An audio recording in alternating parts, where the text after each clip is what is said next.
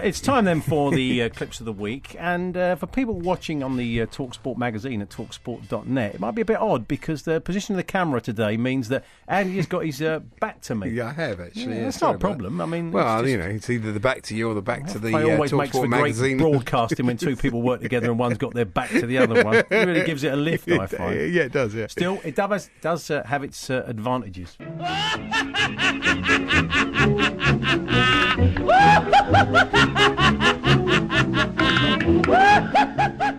So, let's get underway, shall we? Yeah. Here's one of those rare occasions when the caller cuts off the presenter. I saw you play for Stafford Rangers, mate. Yeah. I think we lost, actually. I think you had a nightmare. I had a torrid, yeah. I think I did at Bath. No, I remember your name, that was all. That Collymore, I remember the name that stuck out. Yeah, that was a long time ago, wasn't it? Hello? I don't believe it, I've lost him. I don't believe it, he tried to fade. There he is, and he fades into the distance. Was that Ian Holloway?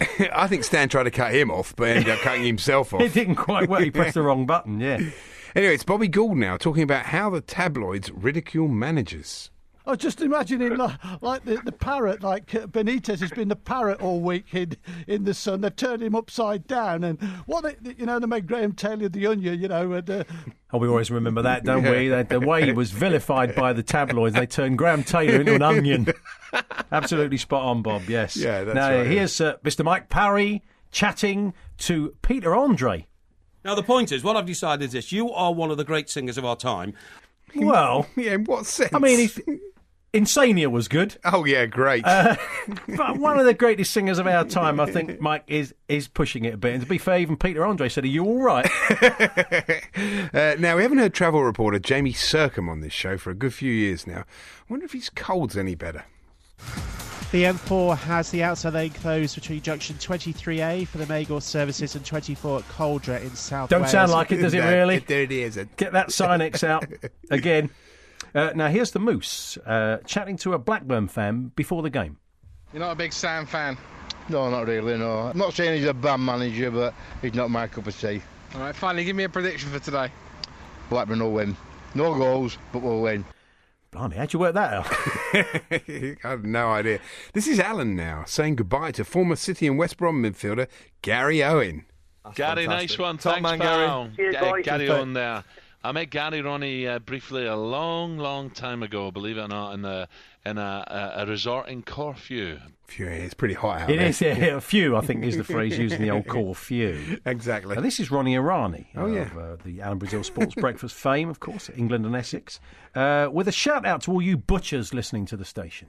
Enter before 8 p.m. tonight and register. All right, talkSPORT. It's a good station, talkSPORT. talkSPORT's one of my all favourite. The special offers there. Out to bone and roll a joint. All the tips you get from the stars is marvellous. Be good. And it's back to Bobby Gould this time with Clive Walker, talking about why players get injured more these days. I've got a theory, a personal theory, that there's certain boots at this moment that haven't got the original studs in them. They've got different shaped studs. And when we used to play, it was a diamond. It was all mud. You needed studs. I've just got a theory now with the pitches being wet, they're well grassed. There's some of this nylon in them as well, and that they slide. And people's... I think also it's the boots, isn't it? Yeah, I think he just said that, Clive, actually. That's where he was going with it. I think it is, yeah. It's the boots. Yeah. Time for Mr. Parry again. You'd think, you never know, I might win this today. Yeah, I thanks very much. You see, to me, Andy, this is like, it's an anthropological experiment. I don't think it is. Anthropological is harder to say than the real word. Anthropological. I think it probably is. Yeah.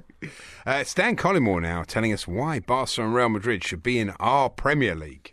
Why not invite Real Madrid and Barcelona? A, you're automatically going to get two teams that can play world-class football. B, you're going to get stadiums to go into the, Madrid and Barcelona that hold 80 to 100,000, not the 50 or 60. C, you've got fans of Real Madrid and Barcelona in South America, an untapped market in terms of the Premier League. D, it's warmer out there. C, you've got Kaká and Ronaldo. What happened to E? I have no idea. What are we going back to C again? What a mad theory that is. I'd like to see Boca Juniors in the Premier League. I'd go and see that. Boca versus Burnley. I'll be watching. Not a long way to go or anything like that. Now, we'll recall, or you'll recall, we heard the talkSPORT seal on Andy and Mike's show last week. Yeah, well, he popped up on Brekkie, didn't he? Popped up, great to hear the talkSPORT seal. He got up early, which is more than Alan does, and popped up on the breakfast show. We're talking Breeders' Cup. We're talking to Nick's Best, a top man who's all over the world. That's right. Great to hear both of them, really, wasn't it?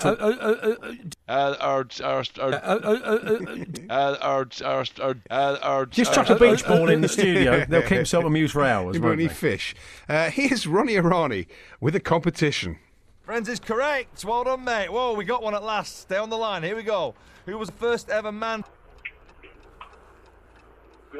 Countdown now. Just Des Lynham. No, sorry. No, you should present it. You should present No, it. don't Des Lynham.